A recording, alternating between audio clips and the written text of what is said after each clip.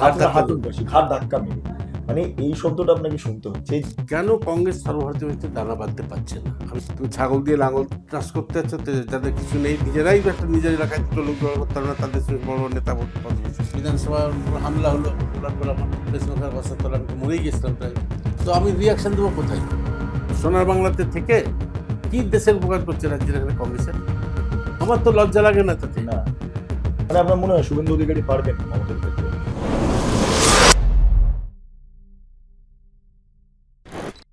মানে না, আমি একটু বিধানসভার দিকে আসবো। আপনি বিধানসভাতে দীর্ঘদিন বিরোধী দলনেতা হিসেবে দায়িত্ব পালন করেছেন। মমতা বন্দ্যোপাধ্যায়ের আমলে তিনজন বিরোধী দলনেতা আমি লক্ষ্য করছি। এক হচ্ছে সূর্যকান্ত মিশ্র, তারপর আপনি, তারপর শুভেন্দু অধিকারী। আমি আপনার প্রসঙ্গটা বাদ দিলাম। সূর্যকান্ত মিশ্র এবং শুভেন্দু অধিকারী যদি আমি দেখি, তাহলে দুজনের মধ্যে মমতার বিরুদ্ধে অ্যাটাকিং কে আছে সবচেয়ে বেশি? দুজনেই সমানভাবে অ্যাটাক করছো। সূর্যকান্ত মিশ্রের তখন একটা কোমর ভাঙা অবস্থা এসছে, হুম আশা করে লাভ নেই। 34 বছর ক্ষমতায় থেকে আমাদের হয়েছিল। হুম আমরা তো 72 সাল 77 সাল মধ্যে ক্ষমতায় থেকে ভাবতাম, সিদ্ধার্থ রায় বলতেন 20 বছর কেউ আমাদের হাঁটাতে পারবে না। এটা অনেকেই বলে। আমরা ভাবতাম 20 বছর না, আরো 5 বছর থাকবো, দেখলাম 77 চলে গেল। উল্টে গেলেন, হ্যাঁ। চলে গেল, ইন্দিরা গান্ধী হেরে যাবে আমরা ভাবতে হ্যাঁ, পারিনি, সব হ্যাঁ। ভেঙে ফেলে কেঁদে ফেলেছি ওই ব্যবস্থা। তখন আমরা চাকরি বাকরি করে শিক্ষকতা করছি। তো তখন সূর্য মিশ্রদের প্রবলেম হচ্ছে মন্ত্রী ছিলেন, মন্ত্রীরা একটা অহংকার এসে গেছিল, এটা ঠিক। সব মন্ত্রীদের মধ্যে একটা দাম্ভির্য এসে গেছিল। রাম বড় ভাব। স্টেশন থেকে আসবে হ্যাঁ। সরকারি গাড়ি নিয়ে, একটু অ্যাসেম্বলি আসবে বা রাইটার্স যাবে, তার তো তার হুটার টুটার না হলে চলে না, এরকম সব কিছু কিছু মন্ত্রী হয়ে গেছিল। তো সব, তো ফলে হঠাৎ তার চলে যাওয়ার পরে হচ্ছে সেই অবস্থা। তো একটা মমতার মতো একটা সরকারের মুখ্যমন্ত্রীর সঙ্গে মোকাবিলা করা, যার মধ্যে কোনো মানে গণতান্ত্রিক বোধ বোধ কিছু নেই। তো সেখানে যতটুকু পেরেছে করেছে। হুম তারপর যেসব বিধানসভার যে অধিকারগুলো থাকে বিরোধী দলের, হালিম সাহেবের আমলে যেটা আমরা পেতাম, বা রাইট। মনসুর আবুল্লাহ আমলে যেটা দিয়েছিলেন, হুম বা কংগ্রেসের আমলে দিয়েছে, শঙ্কর দাস ব্যানার্জি দিয়েছেন, ঈশ্বর দাস জালান দিয়েছেন, যারাই সব ছিলেন ক্ষমতায় থেকে। পাবলিক অ্যাকাউন্টস কমিটি নিয়ে সমস্যা হয়নি কোনোদিন, দলত্যাগ বিরোধী আইনে সমস্যা হয়নি, যেটা এখন হচ্ছে।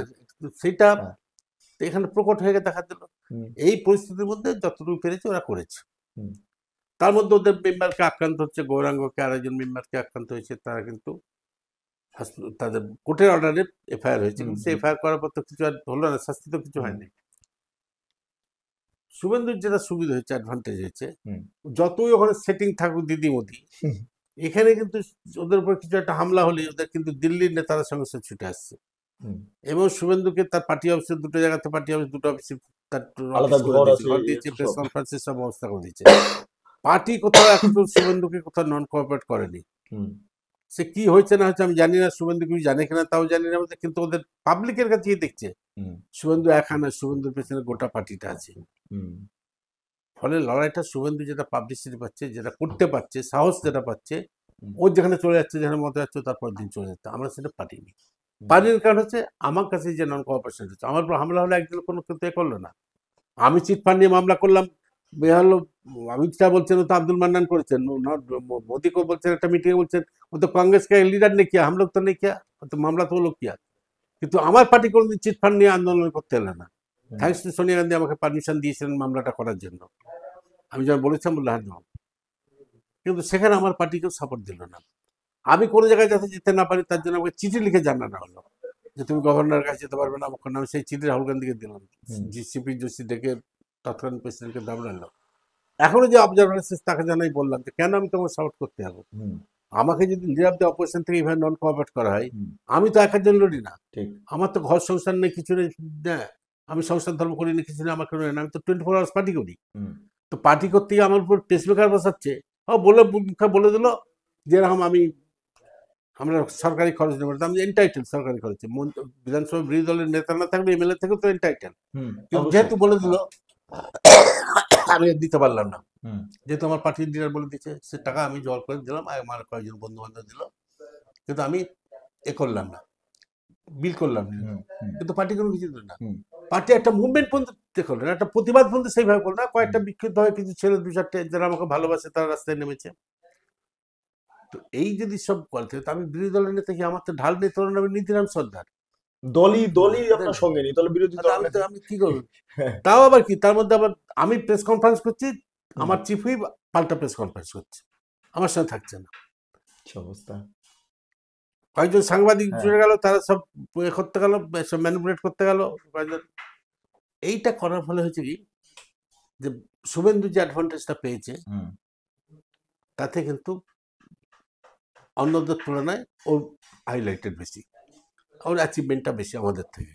আমরা যেটা কি পরিস্থিতির মধ্যে করেছি বললাম তো, সূর্যকান্ত মিশ্রা 34 বছর ক্ষমতায় থাকার পর হঠাৎ এসে বিরোধী দলে গিয়ে ভূমিকা পালন করাটা অনেক কষ্টসাধ্য ব্যাপার, একদম। তবুও তা করেছে সূর্যকান্ত অনভাসের মিশ্রা। ফোটায় কপাল চটচট হ্যাঁ, তাই তো। শব্দটা ব্যাপার।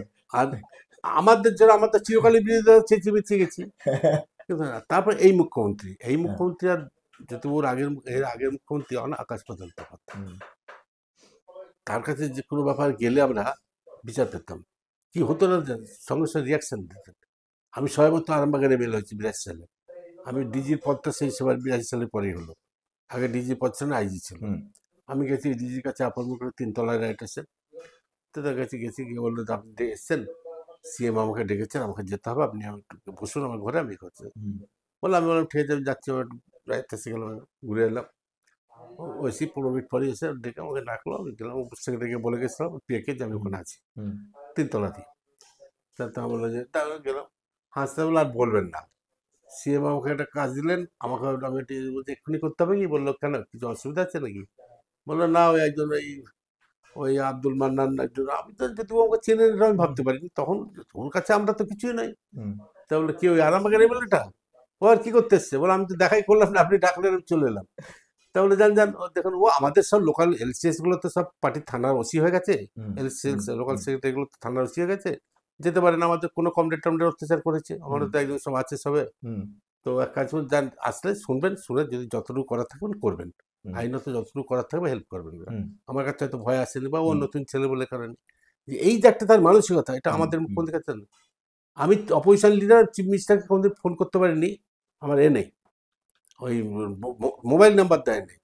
একবার লকডাউনের সময় হট নাম্বারটা দেবে, পরের দিন হোয়াটসঅ্যাপ নাম্বার, সেটা দেবে, পরের দিন চেঞ্জ হয়ে গেল, দুদিন চ্যাট আপ করি হচ্ছে তো।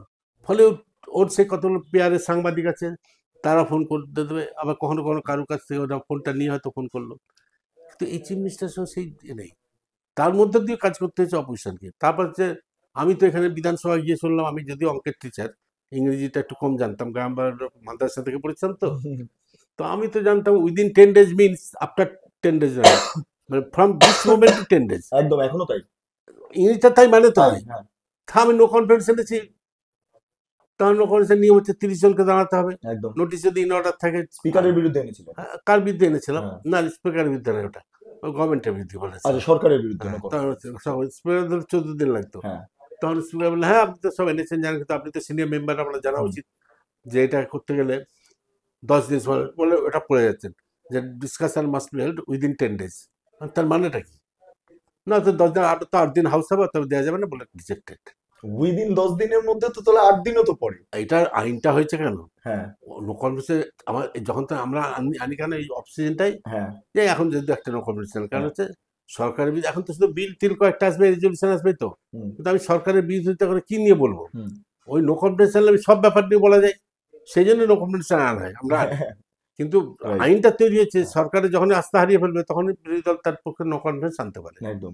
হুম, তো নো কনফিডেন্স জানিয়ে এনেছে, তখন করেছে এবার হুম, তো ওতে দেবে। তা যদি সরকার টাইম নেই, ডিলে করে, এই নামে হুম, পরের দিন করবো, 15 দিন পরে করবো, টাইম হুম, এমএলএ কেনা বেচা করতে পারে, হুম, সেই জন্য করেছে বলতে উইদিন 10 days। পার্লামেন্টও আছে, কেন হচ্ছে তো উইদিন 10 days, মানে এবার আমরা অ্যাডমিট হয়ে গেলে এবার গভর্নমেন্টের সাথে কথা বলে, যে দিন হলো, যদি গভর্নমেন্ট বলে আজ কি করবো, আজ কি আলোচনা করবে, হুম, তারা পরে হুম। ও 10 দিন মানে দিলাম। আমি তো এখানে এসে নতুন ইংলিশ শিখলাম। তো এইরকম একটা গভর্নমেন্ট যেখানে তা কাজ করে, সেখানে কাজ করা খুব মুশকিল। খুব কষ্টকর। এবং কোনো আমি অ্যাবজর্ভেশন দেয় না, মানে এতে স্ট্যাটুটারি রেজলিউশন, মানে অর্ডিন্যান্স করলে, যে অর্ডিন্যান্সটাকে একটা মোশন দিয়ে আমি বলতে পারি যে ওই অর্ডিন্যান্সটা বাতিল করো, কারণ অর্ডিন্যান্সের পরটা ওটা হাউসে একদম। আসবে, হুম, নিয়ম আসবে। হুম, হুম, তো আমি দিয়েছি, আমি নেপালকে দিয়ে একটা করলাম, কি করলাম, একটা বলেছি, ও তো বুঝিয়ে দিলাম স্ট্যাটুটারি রেজলিউশনটা কি। হুম, হুম। ওখানে ওটাকে জিজ্ঞেস করছি, আপনি কি করে দিলেন, আপনি পড়াশোনা করেন না, এগুলো মানে ওরা জানেই না, এরা কোনোদিন আলোচনা হয়েছে, অ্যাডজর্নেশন আলোচনা হয়েছে বিধানসভা কোনোদিন? অ্যাডজর্নমেন্ট মোশন এখনো পর্যন্ত হয় না। মানে হয় না। এটা আপনি মনে আছে, অ্যাডজর্নমেন্ট মোশন দিলে আলোচনা করতে দিল না, আপনারা বিজনেস হ্যাঁ, ছেড়ে ফেলে বেরিয়ে আমাদের গেলেন। তো করেছি। প্রচুর হয়েছে। সুজন তারপর আবার চক্রবর্তী, আপনি একসাথে বেরিয়ে গেলেন। তারপর আবার করছেন, আবার কথা বলতাম, হুম এর সময় মানে হালিম সাহেবের সময় অ্যাডজানুল দিতাম। হুম মানে এটা একটা দিন আমরা একটা ইস্যু নিয়ে এটা করবো, একদম ঠিক আছে, হুম গভর্নমেন্টের সঙ্গে বললো, যার হুম দপ্তরে তাকে নিয়ে কথা বলে করলো। হুম এই ওসব কিছু ব্যাপার নাই, এই ওসব ও যা বলবে তাই। এই যে মব লিঞ্চিং বিল, হুম নিয়ম হচ্ছে পার্লামেন্টে ধরো তোমার নাম একটু হুম একটা টু বসেনি, হুম নামটা চেপে এসছে, হুম বিলেতে হাতে আছে, হুম তোমার ওটা টিটা একটা কথা হাতে বসিয়ে দিলে হবে না, হুম তোমাকে একটা অ্যামেন্ডমেন্ট ফর্ম দিতে হবে যে এত নম্বর ক্লজে, এত নম্বর লাইনে, এই ওয়ার্ডটার পরে এই বিট টু যে আছে তার ওই একটা টি আছে, তারপরে এই বিআইটি, তারপরে আর একটা টি বসবে, হ্যাঁ দিয়ে তারপর ইউ বসবে, এবার এটা দিতে হবে। আবার দিয়ে আবার বলা আছে, ফর্ম ছাপা আছে, তুমি করে দিতে পারো, কোনো আইন বেআইনি নেই, ঠিক আছে। কারণ হুম তখন তো টাইপ হতো, এখন তো ইলেকট্রনিক হয়েছে, সঙ্গে সঙ্গে কেটে দিচ্ছে। হ্যাঁ তাও কেটে দিল কি, যখন তুমি হাউসে প্লেস করে দিচ্ছ, ওটা তো হুম গভর্নরের সই করে আসবে। হুম আমি শুনছি যে বলছে আজকে যে বিলটা আলোচনা হচ্ছিল, আমার কাছে ওটা হচ্ছে না, অন্য একটা বিলে হচ্ছে, কপিটা অন্য একটা দিচ্ছে। আমি কি ব্যাপার, কপি অন্য মানে ওই একই বিল সবই, ও ডেথ সেন্টেন্সটা বসিয়ে দিয়েছে আর কি পরে, সেটা আর একটা প্রিন্ট হ্যাঁ কপি দিয়ে ডেথ সেন্টেন্স বসিয়ে দিয়েছে। রাইট আমি রাইট তো, তুমি হ্যাঁ তো অ্যামেন্ডমেন্ট দিতে পারো যে হ্যাঁ আফটার লাইফ ইমপ্রিভেন্ট অবলিক ডেথ সেন্টেন্স হুম এটা হুম বসবে, হুম কোনো অসুবিধা ছিল না, ওটা দেবো না। হ্যাঁ আমি করেছি, আমি ৮ বাচ্চা এমপি আমাকে শেখাচ্ছে সব, স্পিকার বলে দিয়ে যা বলে দেবে তাই। আমি বললাম, না তাই হবে। আমি বললাম, হতে পারে না, তুমি প্রসিডিংস করবে দেখবে। হুম তর্ক করলো, আমি বললাম, এটা করতে দেবেন, আপনি করতে পারতেন, আর এখন তো যা করে দিয়েছেন, দুটো নোটিশ হাউসে প্লেস করে দিয়েছেন, হুম দুটো বিলই তো প্লেস করে হুম দিয়েছেন, হুম হুম একটা আগের দিন করেছেন, আজকে এটা করেছেন। তা আমি এইটা আলোচনা করবো, ওটা করবো না, কেউ যদি কালকে, এটা তো কি গভর্নর সই করেনি, গভর্নরকে সই করতে হবে তো, আর দুটো মেমো একসঙ্গে। তা আমি আমাদের স্টাফদের ডাকলাম, এটা কি করে, কি হচ্ছে, কি কটে, হ্যাঁ বলে তো স্যার ওইটা হচ্ছে, ওটা তফাৎটা কি, বললো আপনি এই পাতাগুলো উল্টান, দিয়ে একটা দেখালো, এই যে আপনার লাইফ ইমপ্রিজনমেন্ট আছে না, বলে হ্যাঁ, এরপরে এই যে দেখছেন এটাতে হ্যাঁ ডেথ হয়েছে, আর আমার এইটাতে ডেথটা নেই, তা কোনটা এইটা কালকে দেওয়া ছিল, এটা আজকে দেওয়া হচ্ছে। আমি তো এটা কিছু, এখানে ডেথ বেশি অ্যামেন্ডমেন্ট দিলেই তো হয়ে যেত, হুম কোনো কিছু করতে হুম হতো না হুম তো, আর বাধা দেওয়া পারবে না তো, ভোটাভুটি তো হবে না, হুম আমরা তো ভোট দিয়ে হারাতে পারবো না। হুম তা আমি আর সুজন গভর্নর কাছে গেলাম, তো বললো তো দুটো বিল, হ্যাঁ কোন বিলটা সই করেছেন, বলে হ্যাঁ মবলিন যেগুলি সই করেছেন, কোন বিলটা সই করেছেন, বলে কোন বিলটা, মানে আমরা এই যে দুটো বিল আছে, দুটো বিল, তা কি বিল তো, সব সব দিচ্ছে, memo number ১, date of hmm issue hmm ১, secretary ১, পুরো একটা শব্দের হেরফের তার মধ্যে আমি হুম বললাম যে এটা কি হয়েছে, বললো যে না, তখন সেক্রেটারিকে ডাকলো যে মাস্টার কপিটা বের করো, হুম কোনটা সই করেছি, হুম তখন গেছে যেটা ডেথ পানিশমেন্ট নেই, হ্যাঁ সেইটা সই সেটা তো করেছি। সই করে তো এইটা তো বসে কি করে হলো, আমরা আলোচনা হয়েছে এটা, হুম এবার সঙ্গে সঙ্গে কপি চেপালো, ডেস্কটপ করে দিয়ে যাতে খুশি তাই। হুম তারপর তো আর অ্যাপ্রুভাল দেয় না, এখন দিয়েছে কিনা আমি জানি না, ও হতে পারে না, কারণ কোর্টে কেস হয়ে যাবে রাইট দিলে। রাইট একদম তুমি ওই সইটাই করেনি গভর্নরের, মানে এটা অদ্ভুত। আমরা বিধানসভা গেছি, আমি এই আগে বিধানসভা করব না, আমি পড়াশোনা করতাম, যখন আমি হালিম সাহেবের সঙ্গে দু একবার এমএলএ ছিলাম না, হ্যাঁ আমি সব ওই আমাদের সুখদেব বলে একটা ছেলে ছিল, দেখা দিয়ে সব নিয়ে আসতাম, নিয়ে সব পড়াশোনা করতাম। বিধানসভার রুল রুল না, এগুলো রুলগুলো তো জানা আছে, তারপর করতাম, কোনো কিছু অ্যামেন্ডমেন্ট হচ্ছে, কেউ কিছু বলছে, তার উত্তরটা কি দিচ্ছে, কোনো কিছু, আমি এইসব টেকনিক্যাল ব্যাপারগুলো দেখতাম, হুম যেগুলো তো পড়া তো যাবত বাঁচি তাবৎ শিখে, তো শুধু তো এমএলএ আছে বলে তাই। হুম কেউ গিয়ে দেখলাম তাদের আর কোনোদিন, এরপরে দু একটা এনে গিয়ে দেখলাম ও তেজপাতার বস্তা, কোনো কিছু নেই। হ্যাঁ, তো কি হবে, কোনো প্রসেস কিছু নেই, একটা প্রসেস তুমি পড়ে দেখো, আর আগে কংগ্রেস আমার প্রসেস পড়ে দেখো। আমি পড়েছি তা- হেলেন হেভেন ডিফারেন্স একটা বিষয় আমার মনে পড়ছে মানে শুভেন্দু অধিকারী যেদিন তৃণমূল থেকে পুরোপুরি বিদায় নিচ্ছে মন্ত্রিসভা থেকে তিনি ইস্তফা দিলেন বিধানসভায় গিয়েছিলেন আপনার ঘরে গেলেন আপনাকে বললেন যে এবার আমাকে লড়তে হবে আপনি বললেন লড়ুন সঙ্গে আছি না আমি, ও এমনি আমার যারা মন্ত্রী ছিল, হ্যাঁ অন্যান্য মন্ত্রীদের মতো নয়, কয়েকটা দু তিনটে মন্ত্রী ছিল, দরকার বলে আমি চলে আসতে বলে, আমানন্দ তোমার সিনিয়র অনেক মন্ত্রী, আমি নামগুলো বলবো না, কারণ হুম এখন যুবরাজের বা দিদিমণির কথা বিরাট অবশ্যই বাজার মুখে হতে পড়তে পারে, হবে আমি বলবো না, কিন্তু অনেকে ও তো, আমি আমার কিছু আমার এলাকার কিছু একটা প্রবলেম, একটা ফেরিঘাট নিয়ে হুম তোর সব এসছে, হুম তার মধ্যে তৃণমূল আছে, কংগ্রেস আছে, সবাই আছে, ধর আছে, তা আমি হুম গেছি, তো তার মধ্যে কাকা আমি যাচ্ছি, আমাদের নিয়ে আসতে হবে না, আপনার ঘরে যাচ্ছি। হুম হুম তা কাকা ওখানে যাচ্ছি, তাই বললো ঠিক আছে এসো, তা মন্ত্রী থাকলো আসতো, যে অহংকারটাও আমার কাছে কোনোদিনই দেখায়নি। হুম আমি ওকে বললাম যে আমার ফেরিঘাটে তোমার সকাল ৬টা থেকে লঞ্চ দিতে হবে রাত্রি ৯টা পর্যন্ত, হুম তোমার যে ৮টার পরে বন্ধ করে দাও, কারণ তারপরে যা যায়, আর সেই সময় স্ট্যান্ডার্ড এমন জ্যাম থাকে, কেউ যেতে পারে না, হুম মানে অনেকে ট্রেন মিস করে, হুম বাইরের ট্রেন যাবে যাবে, তাদের রাত্রি সব দূরপাল্লার ট্রেন মিস করে যায়, অনেক আগে থেকে তাদের বেরোতে হয়। আবার সকালবেলা হচ্ছে কি, এই যে এই পাড়াতে যত রকম অফিস আছে গঙ্গার এপারে, যত সরকারি বেসরকারি অফিস আছে, ব্যাংক ট্যাঙ্ক অফিসগুলো সব যে পরিষ্কার করতে হয়, হুম, এই হাওড়া হুগলি একটা বিরাট সেকশন থেকে সুইপার আছে, তারা এসে পরিষ্কার করে, তারা 8টা ঠিক। 8:30 পর্যন্ত করে দেয় বলে হুম, ওই অফিসগুলো ঝকঝকে হয়ে থাকে। হুম, হুম, হুম, তো তাদের তো ভোর 6টা থেকে আসতে হয়, 6টার সময় আসতে হয়, তারা আসতে পারে না, হুম। সেই লঞ্চ তো চলে না, সে ওদিক দিয়ে আসে, বলে হ্যাঁ কাকা আমি করে দিচ্ছি ওখানে। তো পরের দিন থেকে করে দিচ্ছিল, আবার সেটা বন্ধ হয়ে গেছে, চলে আপনাকে যাবে। কাকা বলেন? হ্যাঁ ও কাকা আচ্ছা, বলে, বাহ। হ্যাঁ কাকা করে দিচ্ছি। আর হ্যাঁ। হাউস হোল্ডের ল্যাব দিয়ে অপারেশন বলেছে, আর আমি করেছি, আমি বলছি কাকা ওটা হয়ে যাবে, ওটা কোনো চিন্তা নেই। যে এই যে একটা এ ছিল, ওর সঙ্গে আমার সম্পর্কটা সেইভাবেই ছিল। হুম, তো আমি লকডাউনের সময় আমার তো মুর্শিদাবাদে প্রচুর লোক আছে, তো আমাকে ওরা সব বাড়ি যাবে, দেশে যাবে, গ্রামে যাবে, হুম, কারণ ওরা বাস রিজার্ভ করতে যাচ্ছে, কিন্তু বাসের পারমিশন পাচ্ছে না, গভর্নমেন্ট বলছে। আমি ডিএমকে বললাম, ডিএম বলে স্যার আমাদের যা নিয়ম হয়েছে যে ইন্টার ডিস্ট্রিক্ট হলে গভর্নমেন্ট দেবে, রাইটার্স দেবে, বা আমাদের ট্রান্সপোর্ট ডিপার্টমেন্ট দেবে। আর ডিস্ট্রিক্টে বলতে যদি এই ব্লক থেকে এই থানা থেকে ওই থানা যায়, আমাদের ডিএম এসপি দিয়ে দিতে পারবে, হুম, বা লোকাল থানাও দিয়ে দিতে পারবে। হুম। তো আমি ভাবতাম শুভেন্দুকে ফোন করলাম, ট্রান্সপোর্ট মিনিস্টার, আরে কাকা বাস তো পারমিশন টারমিশন, কটা বাস লাগবে বলুন না, লোক আটকে রয়েছে, তাদের পৌঁছতে হবে, কটা বাস লাগবে? আমি বললাম, কটা লাগবে তুমি কটা আরে যতগুলো লাগবে তো, আমার গভর্নমেন্টের বাস তো সব পড়ে আছে, আরামবাগ ডিপো থেকে এই পাঠিয়ে দিচ্ছি। ওর সঙ্গে সঙ্গে 3টে বাস দিয়ে দিল, আবার পরে একটা দরকার বললো, আবার একটা বললো, পাঠিয়ে দিল। হ্যাঁ, হ্যাঁ। ফলে ও চিরকালে আমার সঙ্গে কোনোদিন না। মানে আপনার মনে হয় শুভেন্দু অধিকারী পারবেন মমতাকে ফেলতে? সম্ভব? দেখো, ওর পাড়ার উপর নির্ভর করছে, অনেকটা নির্ভর করছে মোদি কতটা সেটিং করে গেছে তারপরে। কারণ এখন পর্যন্ত মোদির যে অ্যাক্টিভিটি ওকে প্রোটেকশন দিয়ে যাচ্ছে। হুম, একটা সিবিআই কেসে কোনো পানিশমেন্ট হয়েছে? হুম। তুমি চিদম্বরমকে তুমি ওখান থেকে বাড়ি টপকে গিয়ে সিবিআই গিয়ে ধরতে একদম, পারলো। একদম হয়েছে। তুমি রাহুল গান্ধী দেওয়ার পর সঙ্গে সঙ্গে তোমার তার বাংলো খালি করে হুম, দিতে হলো। হুম, হুম, কিন্তু ও ওর নিজের কিছু লোককে যারা পছন্দ করে তাদের কিন্তু ছাড়েনি। এবং ও এখানে পশ্চিমবাংলায় যতগুলো হচ্ছে সিবিআই কেস হয়েছে, একটা সিবিআই কেসও কিছু পানিশমেন্ট হয়নি। ফলে হচ্ছে কি, মানুষের কাছে পশ্চিমবাংলার সিবিআই হচ্ছে তৃণমূলের ওই মানে সিআইডির থেকে আরো ওয়াস্ট হয়ে গেছে। দুটোই সমান। এটা কোনো অপরাধীরা কোনো শাস্তি পায় না, ভিকটিমসরা কোনো বিচার পায় না, এবং এটা একটা বিচারের বাণী নীরবে নিভৃতে কাঁদছে, যার ফলে এটা হয়ে যাচ্ছে। আর এর মধ্য দিয়ে আমাদের লড়াই করতে হচ্ছে, শুভেন্দু লড়াই করছে, ওর সৌভাগ্য যে ওর পার্টিটা পুরো সাপোর্ট দিচ্ছে। হুম। সে যে যার বিরুদ্ধে থাকুক, সব পার্টিতেই গোলমাল থাকে, সব থাকে, পার্টিতেই থাকে। বিরোধ থাকে। সে গোষ্ঠীদ্বন্দ্ব সব থাকে। নেহেরুর আমলেও ছিল, বল্লভভাই প্যাটেলের মধ্যে ছিল, আবার বল্লভভাই প্যাটেল যখন অসুস্থ হয়ে গেল, আজাদ যখন অসুস্থ হয়ে গেল, তখন মারা গেল, তখন নেহেরু ভেঙে পড়লেন। হুম, হ্যাঁ, আবার হুম। নেহেরু তো আবার আজাদের রাগ হচ্ছে, রাগ ভাঙাতে নিজের প্রধানমন্ত্রী তার বাড়িতে চলে গেলেন। একদম। এসব ছিল হয় তখনকার অনেক। বাড়ি। হ্যাঁ। কিন্তু সেটা সব পার্টিতেই থাকবে। হুম, কিন্তু একটা পাবলিকের কাছে অন্তত একটা দেখাচ্ছে যে BJP is fighting against, Suvendu is fighting against Mamata. Manta, hmm, against Mamata, say hmm, fight করছে।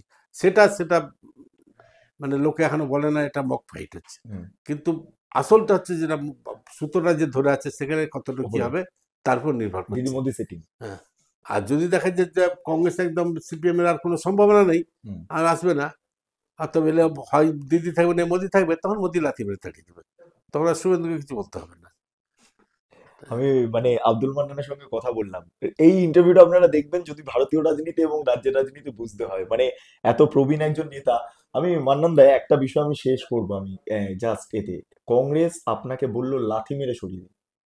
ঘাট আপনার ধাক্কা হাঁটুর দেবে। বসে ঘাড় ধাক্কা মেরে।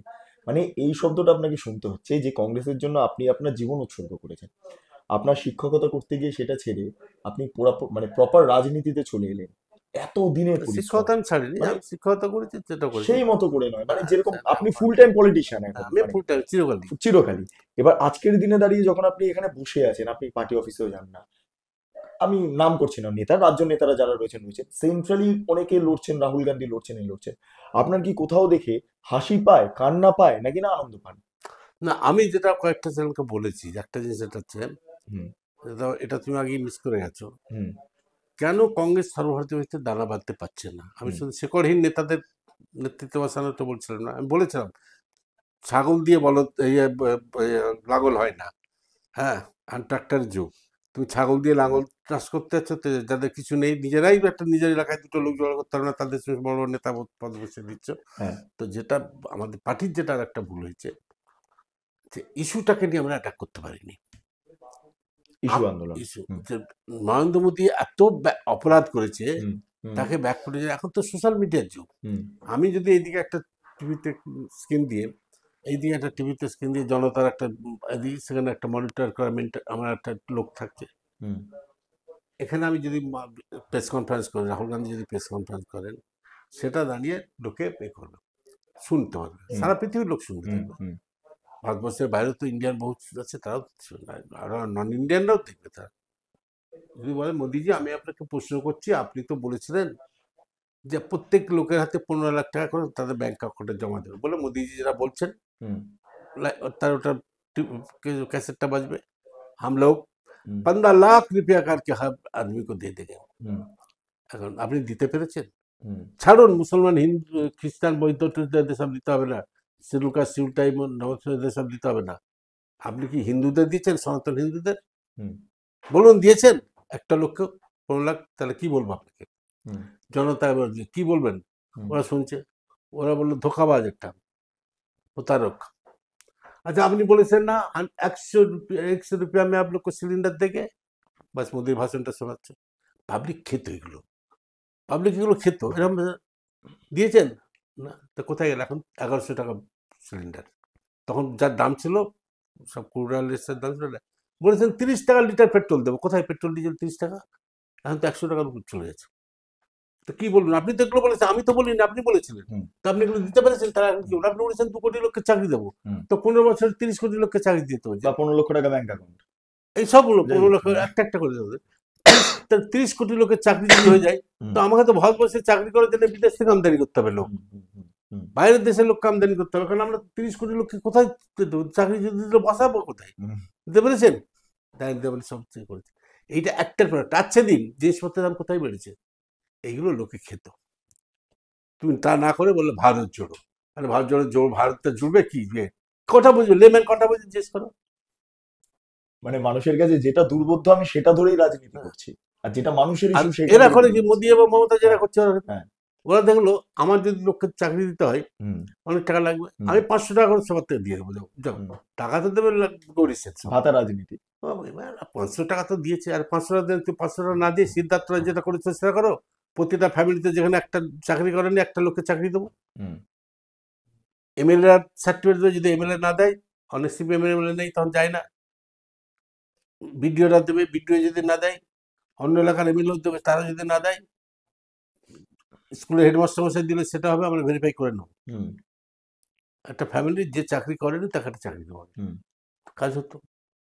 তা না করে ব্যাংকের কাজ করে হাজব্যান্ড, সেও মেয়েটি 500 টাকা লক্ষ্মী ভান্ডার পেয়েছে, বলো আমি 100 তো কি লাভ হচ্ছে এতে? কোনো, এই যে সুপ্রিম কোর্ট এখন বলেছে নন প্রোডাক্টিভ এক্সপেন্ডিচার,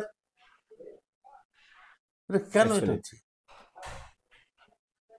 ইন্দিরা গান্ধী কৃষি লোন বন্ধ করে দিয়েছিলেন, আমি এটা শুনেছি পরে হুম একজনের কাছ থেকে। হুম তো মনমোহন সিং তখন গভর্নর, হুম রিজার্ভ ব্যাংকের গভর্নর, বলেছেন এটা দিয়ে আমার ইকোনমিকে ডেভেলপ করা যাবে না, এটা যারা নিচ্ছে তারা জানছে সরকারের টাকা নিচ্ছে, দিতে হবে না।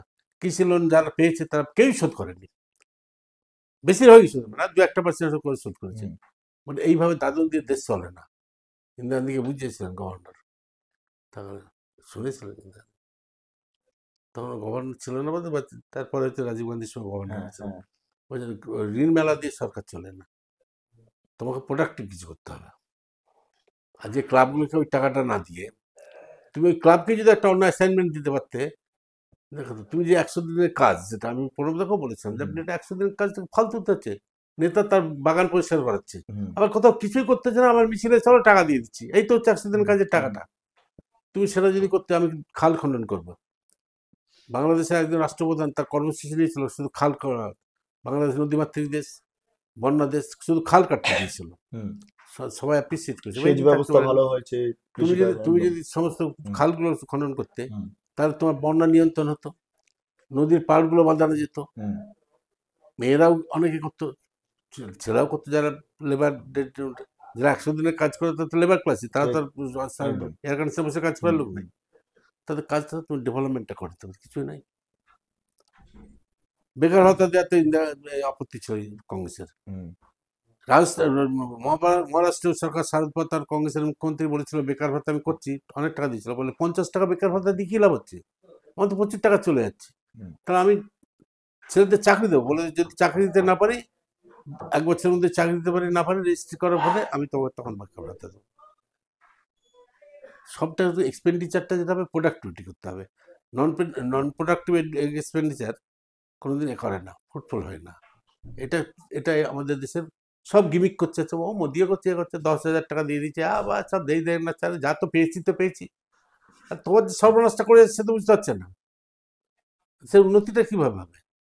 সেই জন্য বলছি কংগ্রেসের কিন্তু একটা কনস্ট্রাকটিভ দৃষ্টিভঙ্গি ছিল, এবং এখনো কংগ্রেস দৃষ্টিভঙ্গি নেই। কংগ্রেসের যখন অর্থনৈতিক প্রস্তাবগুলো আছেন, কারণ কংগ্রেসে এত এলিট আছে এখনো, এত ভালো ভালো অর্থনীতি আছে, ভালো ভালো পণ্ডিত লোক আছে, যারা সবাই প্রায় কংগ্রেসের দিকে যায়। তারা বিজেপিকে কেউই পছন্দ, যেগুলো আছে ওই ইতিহাসের লোককে দিয়ে গভর্নর করতে হয়েছে, রিজার্ভ ব্যাংকের গভর্নর করতে হয়েছে, একটা ভালো অর্থনীতির দিকে পায়নি।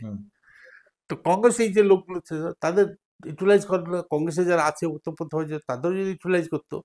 কি নেই কংগ্রেসে, ডাক্তার বড় আছে, ইঞ্জিনিয়ার বড় আছে, উকিল বড় আছে, বুদ্ধিজীবী আছে, তারা কিন্তু তাদের তুমি সেই কাজটা করেন না। ইন্দিরা গান্ধী করেছেন কি, টিএফআইকে নিয়ে এসেছিলেন, মোহন কুমার মালিককে নিয়ে এসেছিলেন, ডিপি ধারকে নিয়ে এসেছিলেন, তারা কিন্তু ইন্টেলেকচুয়াল, তাদের দিয়ে গভর্নমেন্ট চালাতে নিয়ে এসেছিলেন, পার্টি চালাতে আসেননি। এ সব চলে এসছে আইএস অফিসার, ছিল না পার্টি। আর মমতা তো আইএস দেখলে যত সিপিএম যে আইএস অফিসার যত কুকীর্তি করে গেছে তাদের সব রিওয়ার্ড দিতে গেলাম মমতা।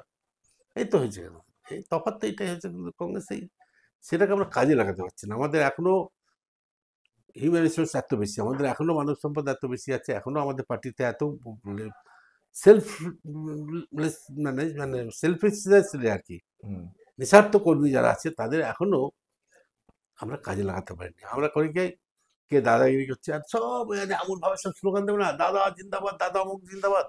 আর একটা হচ্ছে বিধান ভবন পেলে সবাই নেতা, বিধান ভবনে যাওয়া মানে বিধানসভা দখল করে পেয়েছে, বিধান ভবনের দায়িত্ব পাবেন এমন সব সম্বর্ধনা ঢাক ঢোল পিটে করবে না যেন বিধানসভার দায়িত্ব লজ্জা করেন। আমি যখন প্রথম এমএলএ হই, তার আগে অজিত বাগ এমপি হয়েছেন, আমি কোনো জায়গায় সম্বর্ধনা, রাজ পর্যন্ত কোনো জায়গায় সম্বর্ধনা নেই, যে মানপত্র দেবে। আমি যদি জন্মাতাম আগে তাহলে গান্ধীজি নেতাজি জন্মাতেন না, আমি কোনোদিন নিই না। আমার স্কুলে অজিত বাগ এমপি হয়েছেন 81 সালে, তো স্কুলের টিচার সবাই চাঁদা দিচ্ছে, আমাকেও চাঁদা হচ্ছে, তাকে সম্বর্ধনা দেওয়া হবে।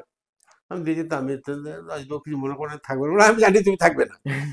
এমনি একসঙ্গে চাকরি করি তো, আমি ব্যক্তিগত সিলেকশন ভালো, কেউ সিপিএম করতে হবে, বিটিএন তো আমি কংগ্রেস করি জানে, আমি ওটা আমার কাজ আছে। তুমি যা খেয়ে যাও, তাহলে তার তো খাই না, তো আমি জানেন বাইরে বাইরে কত খাই না। আরে খাবে না, খেলে আজকে একটু খেয়ে যাবেন না, তা আমি কিছু মনে করেন না। আচ্ছা ঠিক আছে, খেয়ে যাবো, চাঁদা দিয়েছি আমি। আর তুমি চাঁদা দিচ্ছ, চাঁদাটা তো খাবে, ঠিক আছে বলে বেশি কথা হলো। এক বছর পরে, তারপরে মে মাসে, আমি 82 সালে মে মাসে, 81 সালে আমি এমএলএ হয়েছি। আমার স্কুলের সব টিচাররা সব সম্বর্ধনা দেবে, তারা সব বেশিরভাগই সিপিএম ছিল। তো আমাকে বলছে কবে ডেটটা দেবো, না সম্বর্ধনা নিই না। বলে কেন, কি হয়েছে, আমি সম্বর্ধনা কি কাজ করেছি, মানুষ ভোট দিয়েছে তাই আপনাকে ভোট দিলাম, দিয়েছি না, আমরা ভোট দিয়েছি দিয়েছি, এতে সম্বর্ধনা নেওয়ার কি আছে, কি এমন মহারাজকে মহাকার্য করেছি।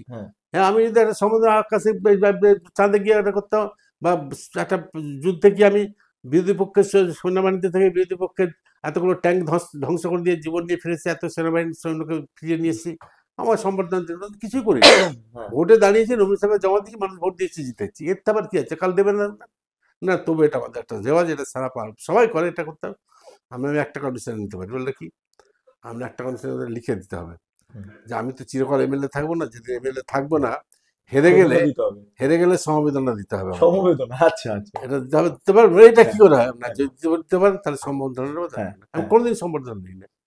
আর এখন দেখা যাচ্ছে ছেলেরা দেওয়ালে ভর্তি, ফ্লেক্সে ভর্তি, এক গাদা লোক, তৃণমূলের তো আরো বেশি পয়সা বেশি, এক গাদা ছবি জানে, সে মনে হচ্ছে দেশের জন্য কি করেছে, তারা ছবি তারা নিয়ে দেখা হচ্ছে। ওই পয়সাগুলো গরিব লোককে দেয় না, গরিব লোককে দেয় না, হাসপাতালে যেসব গরিব লোকগুলো ওষুধ কিনতে পারছে না, গিয়ে দাঁড়িয়ে দেখে না, কোন নেতা সেগুলো দেয় না, তাহলে তো বুঝতাম। সব নেতার এমএলএ এমপিদের তো ছড়াছড়ি, মানে সে না মনে হচ্ছে সব, মানে সারা দেখো একটা রাস্তাতে যাবে তুমি, 100 মিটার যাবে, দেখবে তার মধ্যে অন্তত 10টা জায়গাতে দৃশ্য দূষণ হয়ে যায়, এত ছবি সব দিয়ে। এইসব জায়গায় গেলে, হ্যাঁ, এই মেন্টালিটি সব লোকেরা এসছে, মানে রাজনীতি সব এসছে, যার ফলে তারা যে এসছে দেশের উপকার করার জন্য, দেশের সেবা করার জন্য, সেটা মনে করে না। তারা যে একটা কেউ কেটা হচ্ছে, এটা দেখাতে হবে, এটা দেখাবার জন্য এই প্রবণতাটাই আজকে হয়ে গেছে। আমি যাই হোক, আব্দুল মান্নানের সঙ্গে কথা বললাম, মানে এত স্বচ্ছভাবে, আমি সত্যি কথা বলছি, এত প্রবীণ রাজনৈতিক ব্যক্তিত্বের কাছে এত স্বচ্ছভাবে ঘটনা পাইনি, যা ঘটনা অ্যাকচুয়ালি, আমি আলাদা করে কিছু বলছি, সবই বাস্তব কথা। এই মানুষটা কংগ্রেস থেকে, মানে কংগ্রেসের জন্য জান দিয়েছেন, আর কংগ্রেস থেকে ঘাড় ধাক্কা দিয়ে বের করে দেওয়ার মতো কথা শুনেছেন। এই মানুষটা বিরোধী দলনেতা হিসেবে কাজ করেছেন, কিন্তু সে পার্টি অফিসে একটা শূন্য মানে কোনো জায়গায় পাননি, মানে শূন্য, পার্টি অফিসে একটা ঘর নেই। এই মানুষটি 82 সাল থেকে বিধায়ক। এই মানুষটি আজকে রাজনীতি থেকে ক্রমে সরে আসছেন বুকে আক্ষেপ নিয়ে, আর বলছেন যে কংগ্রেস, সিপিআইএম হোক বা যেই হোক, যেই থাকুক না কেন, কারোর ইচ্ছে নেই মমতা বন্দ্যোপাধ্যায়কে হারানোর, কারণ সেই জায়গাটা, সেই ক্ষেত্রটাই তৈরি করতে পারছে না কংগ্রেস, সিপিআইএম বা বিজেপিও, কারণ দিদি মোদি নাকি সিটিং আছে। যাই হোক মান্নানদা, অসংখ্য ধন্যবাদ। মানে আমি সিরিয়াসলি আমি মুগ্ধ। আপনারা থ্যাংক ইউ, এতক্ষণ ধরে দেখছিলেন বেঙ্গল লিবার্টি। চ্যানেলটি ভালো লাগলে লাইক করুন, সাবস্ক্রাইব করুন, শেয়ার করুন, bell thank icon you. Click করুন। www.bengalliberty.com, সেখানে ক্লিক করুন, সমস্ত খবর আপনাদের জন্য সাজানো রয়েছে। স্বাধীন, কাঁচিহীন এবং গেরিলা সাংবাদিকতার পাশে দাঁড়ান। অসংখ্য ধন্যবাদ।